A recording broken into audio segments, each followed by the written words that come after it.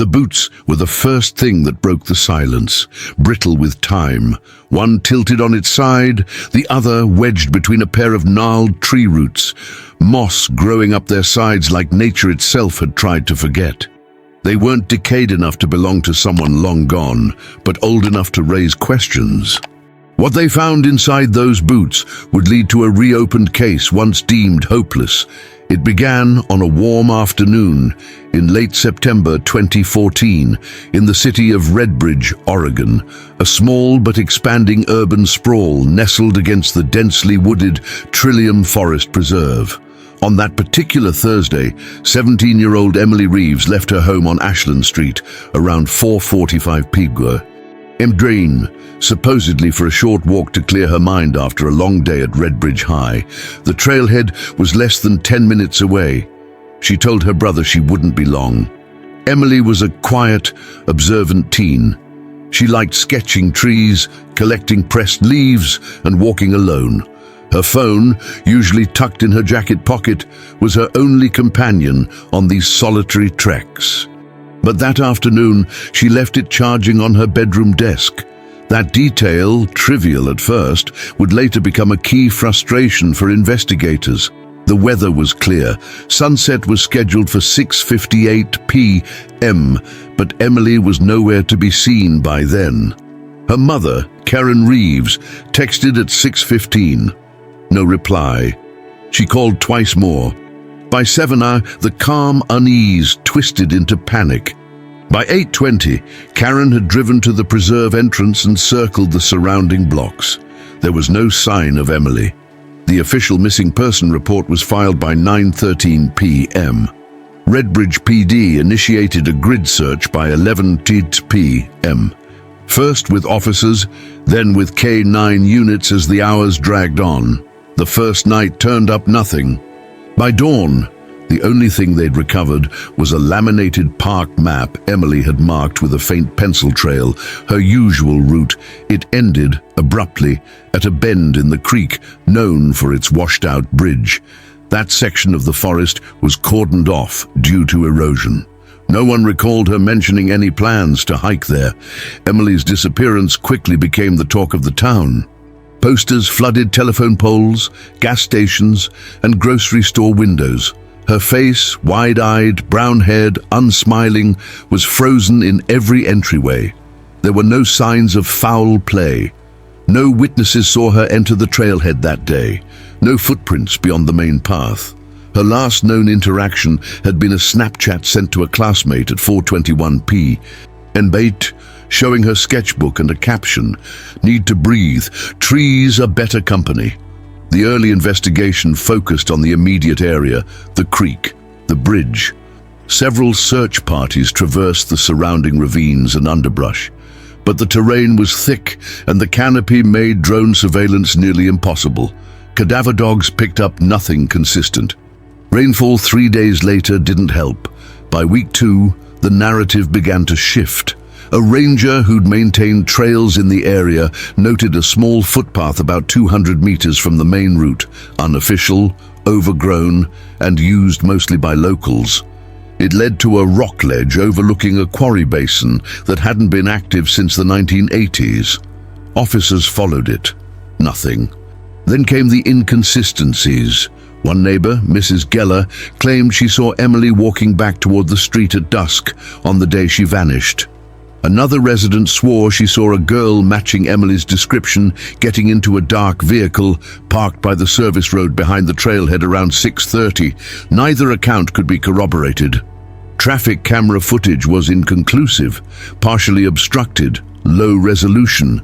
Despite the growing public attention, the case hit a dead end. Emily's school life offered little insight. She wasn't bullied. She had a small circle of friends. Her teachers described her as withdrawn but kind. There were no records of counseling or disciplinary actions. Her browser history revealed nothing of note beyond her fascination with urban forests and architectural ruins. One friend mentioned that Emily had recently become interested in liminal spaces, empty places on the edge of familiarity. Forests, bridges, old buildings, That clue never led anywhere definitive. Karen Reeves insisted Emily would never have run away. She didn't drink, didn't do drugs, and didn't like parties. There was no boyfriend, no secret life. But the police, lacking physical evidence, kept the file open under the category voluntary disappearance, pending update. Months passed, then years. Seasons blurred the trail that once held footprints. The case grew colder and the forest remained quiet until April 2022, when a maintenance team surveying flood damage near an old ravine found the boots. One was cracked open at the heel, the other had something inside. Folded deep within the lining, nearly petrified by soil and moisture, was a piece of lined notebook paper, partially faded, written in pencil. 3 words were still visible. Not this path. The boots were logged into evidence under the designation TRF 22046, tagged and stored in a sealed forensic container. For investigators at the Redbridge Police Department, it was the first new lead in nearly a decade. The boots were a brand Emily had owned, size 7, brown canvas, with worn tread and faded yellow laces. The handwriting on the paper, though degraded, bore a striking resemblance to samples from her school notebooks, but forensic certainty would take weeks. Detective Serena Halbrook, who had inherited the cold case file just 6 months prior, knew what this meant. The forest was no longer a symbol, it was once again a crime scene. A fresh search operation was initiated around the discovery site, a sloped, root-covered hollow less than 300 meters from the old trail fork. It was an area previously deemed inaccessible during the original 2014 search due to terrain instability and a landslide that had blocked it off years before. The irony didn't escape anyone. What they had missed all this time was hidden just past a natural barrier no one had thought to reassess. Forensic botanists were brought in. They estimated the boots had been in that location for at least 5 to 6 years, based on moss growth and root integration, but there was no trace of skeletal remains, clothing, or other personal effects nearby. The scene was clean, too clean, almost arranged. The paper, carefully folded and protected by the boot lining, did not appear to have been affected by water damage as expected. Halbrook requested all original documentation from the first 2 years of the case. She built a chronological map of known movements, statements, phone logs, and search patterns. It wasn't long before a few details emerged as outliers. On the day Emily disappeared, a routine maintenance crew had been trimming utility lines near the eastern edge of the preserve. Their log confirmed an early exit due to equipment failure at 3:40 p.m., nearly an hour before Emily was last seen. But when questioned again, one crew member, Bryce Tuller, recalled seeing a girl in a red flannel shirt near the fence line around 4:30, walking quickly, holding something under her arm. Emily's jacket was red flannel.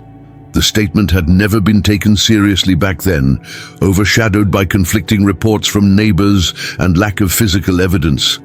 Now, with the boots found nearby, it took on new weight. Halbrook revisited the old service road footage, the grainy segment showing a vehicle with its brake lights on at 6:33 p.m., obscured by tree limbs. No license plate, no clear make or model. In 2014, it had been archived without enhancement due to insufficient visual data. Technology had improved since then. A request was made to the State Crime Lab to reprocess the footage using enhanced imaging algorithms. While waiting on results, Halbrook followed up on another dormant lead, a backpack found months after the disappearance, near a water culvert a mile north of the preserve. At the time, it was dismissed as unrelated, a cheap nylon pack containing nothing but an empty water bottle and granola wrapper. But now, with new context, Halbrook had it pulled from evidence. The inside lining revealed a torn fabric patch, white with faint black ink. It matched a tag from a local print shop known to custom make patches for art students. Emily had visited that same shop twice in 2014. One of her known sketches, still pinned on her bedroom corkboard, bore a miniature version of the same design, a tree splitting into wires. Her mother was called in to confirm. "She stitched it herself," Karen said, quietly. Said it made her feel like she was both wild and wired. The investigation was regaining traction. A list of all individuals seen in or around the forest in the days leading up to September 25th, 2014, was compiled again. A name stood out: Nathan Wilkes, then 22, a part-time biology student and self-proclaimed urban explorer who had been cited for trespassing in a city-owned tunnel near the preserve just 4 weeks before Emily vanished. His car, an old grey Dodge Ram, bore a bumper sticker later identified in the distorted footage from 2014. He had never been interviewed. At the time, Wilkes had no criminal record and wasn't listed in any proximity logs. He had moved to Portland the following year. Halbrook contacted Portland PD and requested a visit. They found Wilkes still living in the same apartment, quieter now, working nights as a janitor for a data center. He denied ever seeing Emily or being in the preserve that week. But when shown a copy of the tree wire symbol, his demeanor shifted. He claimed it was a common graphic, nothing more. A search warrant was filed. In a shoebox beneath his bed, they found undeveloped 35mm film rolls, labeled only with dates. One was marked 09.2514. Processing would take days. Back in Redbridge, Halbrook returned to the forest. Near the root system where the boots were found, she ordered soil samples beneath the layer of moss. At 18 centimeters down, the team discovered a fragment of graphite, likely from a pencil. A few centimeters away, a torn zipper pull, still attached to degraded nylon fabric. The zipper matched the backpack. As the forensic team prepared to excavate further, Halbrook received a call from the lab in Portland. The negatives had been developed. Roll 0925.14 showed a series of overexposed shots from inside a forest. Several showed nothing but blurred trees and leaves. But the last frame was different. It showed a pair of boots. They were upright, positioned carefully on a ridge, and just barely visible at the edge of the frame. A shadowed figure stepping backward, a girl, her face turned from the camera. She wore a red flannel shirt. The photo wasn't conclusive, but it was close. Forensic analysts noted a faint distortion near the edge, possibly motion blur, but even with enhancements, the figure's face remained turned. No identifying features, just the silhouette of a girl, half stepping out of frame, one arm bent at the elbow, a thin strap visible across her shoulder, consistent with a backpack. Detective Halbrook requested an expert analysis of the lighting and angles. The time of day, judged by the length of shadows and color saturation, was estimated between 5 and 5:30 p.m., precisely the window during which Emily would have been within the forest. Still, without a timestamp or GPS metadata, it wasn't definitive, but it was enough to move forward. Nathan Wilkes was brought in for further questioning. His story was clean, almost rehearsed. He'd been photographing decay, he said. Ruins in nature. He didn't recall any interaction with a girl, let alone taking a photo of one. He claimed he often used discarded gear. He'd found the roll of film in an old hiking bag and hadn't known it was exposed. But inconsistencies started to surface. In 2015, Wilkes had applied for a position at the Redbridge Public Works Department, which included routine trail inspections. His application had been denied due to insufficient references, but the address listed on his resume placed him in a rented cabin less than a mile from the preserve during the exact year Emily disappeared. That detail had never been connected. The lease had been under an LLC masking his name at the time. Halbrook pushed for access to archived footage from a traffic camera located at the northeast access road to the preserve, a route Wilkes had previously denied ever using. The system had been considered obsolete in 2014, but one of the city's IT contractors had recently restored portions of the server. After 3 days of extraction and rendering, a blurry frame emerged. A dark pickup truck, confirmed to be Wilkes's Dodge Ram, turning into the access road at 4:49 p.m. on September 25th.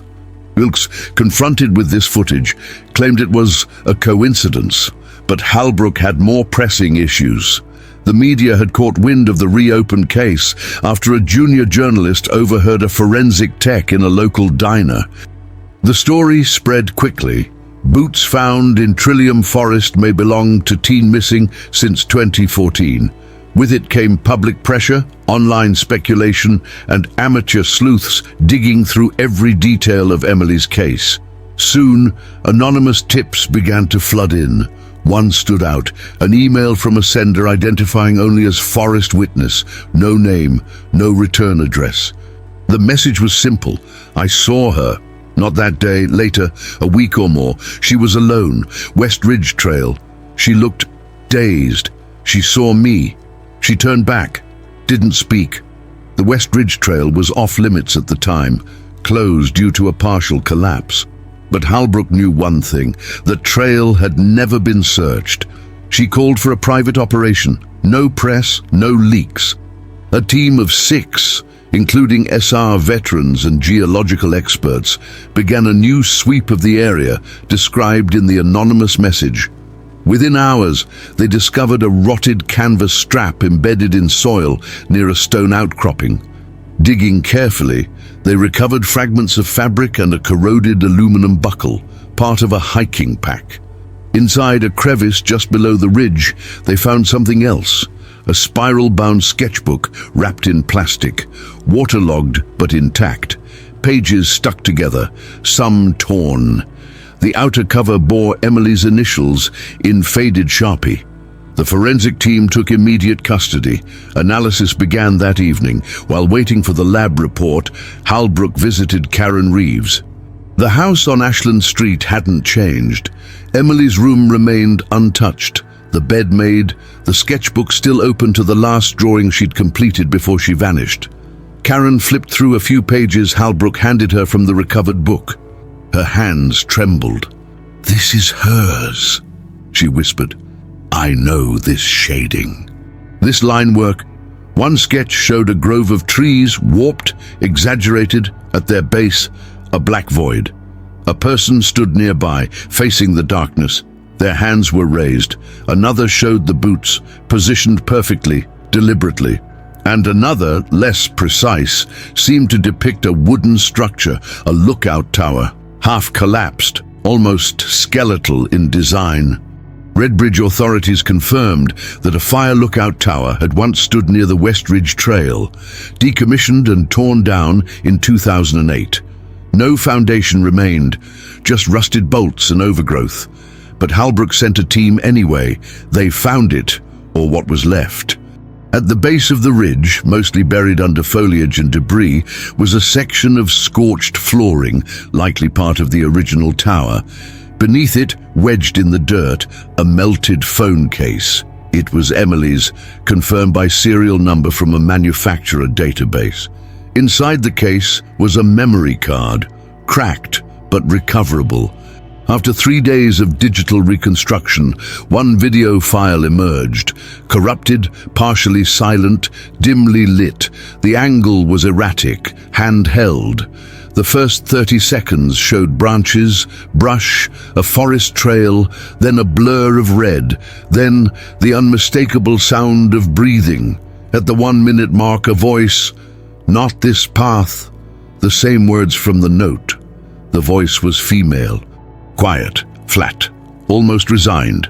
Then the video cut to black, no timestamp, no other files. The card had been wiped, except for that. Halbrook sat with the footage for hours, played it, replayed it. The video wasn't proof, it wasn't closure, but it confirmed what she already feared. Emily hadn't simply vanished. She had chosen to leave something behind, but not everything. At 2:13 a.m., Halbrook received a call from the lab. DNA recovered from inside the boots, a single degraded hair strand, confirmed with 93% certainty. Emily Reeves had worn them, but she hadn't died there, and she might not have been alone. The confirmation that Emily Reeves had worn the boots, and more crucially, that she had likely removed them herself, redefined the entire direction of the investigation. It ruled out immediate foul play at the discovery site, but what it didn't do was explain why she had disappeared, where she had gone, or whether she had ever truly left the forest at all. Detective Holbrook took a step back. With 8 years of conflicting information, dead-end leads, and now the sudden reappearance of objects linked directly to Emily, she began to build a different theory, one not based on abduction or an accident, but something in between: voluntary disappearance, emotional distress, a potential breakdown. But that theory still had one flaw: the note. Not this path. Why leave a message if the decision was personal? Why conceal it in a boot buried in a ravine? And more importantly, why was it written at all? Holbrook ordered a new handwriting comparison, this time not against Emily's schoolwork, but against notes recovered from the sketchbook found on the ridge. The analysis returned a near-identical match. The note was Emily's. That part was certain now. The video, however, remained ambiguous. Audio specialists attempted to isolate environmental sound behind the voice: bird calls, insect frequencies. Using those clues and known species ranges, biologists pinpointed a likely season and time: early autumn, late afternoon, consistent with the day of her disappearance. The case was rapidly converging on a final conclusion, but just as Holbrook prepared to submit a formal report, a second anonymous message arrived. This one wasn't an email, it was a physical letter, no return address, no signature, delivered directly to Redbridge PD by regular mail. "You're looking in the right place, but the wrong way. She left something up there that doesn't want to be found. Not a body, not a crime, a decision." Inside the envelope was a second photo, undeveloped, a black and white Polaroid negative. Redbridge authorities used a specialized scanner to restore the image. It showed the collapsed tower clearing, sunlight piercing through a break in the canopy.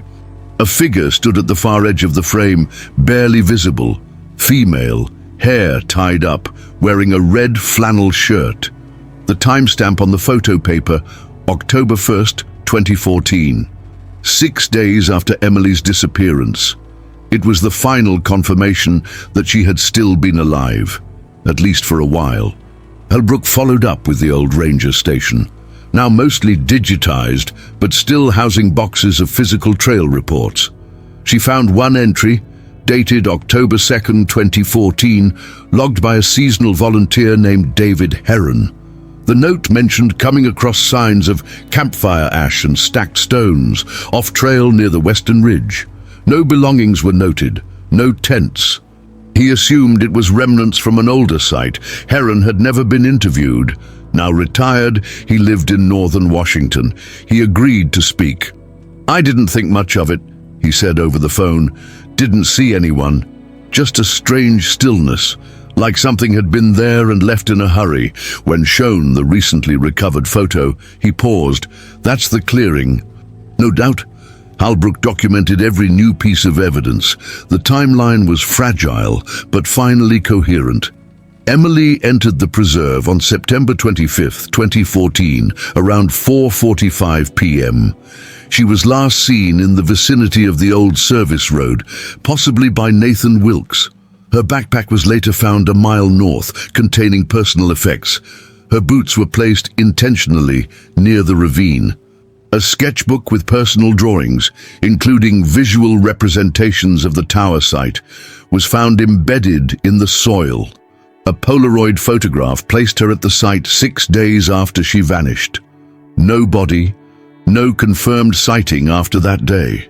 What followed was a long internal review. No charges were filed against Nathan Wilkes. There was no evidence of abduction, coercion, or physical harm. His presence near the area remained suspicious, but not criminal.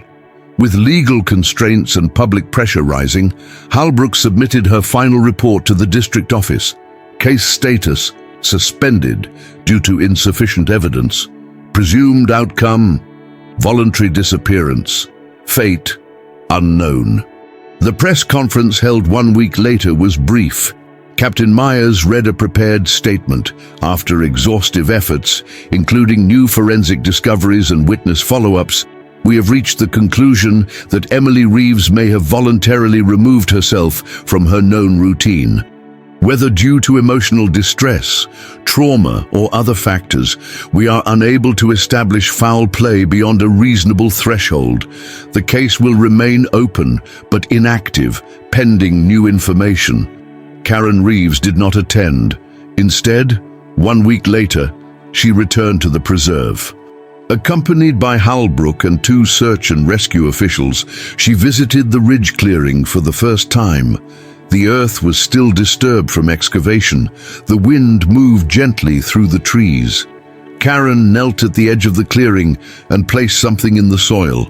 A laminated photo of Emily at age 10, smiling with a pencil behind her ear. She didn't speak. The only sound was the whisper of branches overhead.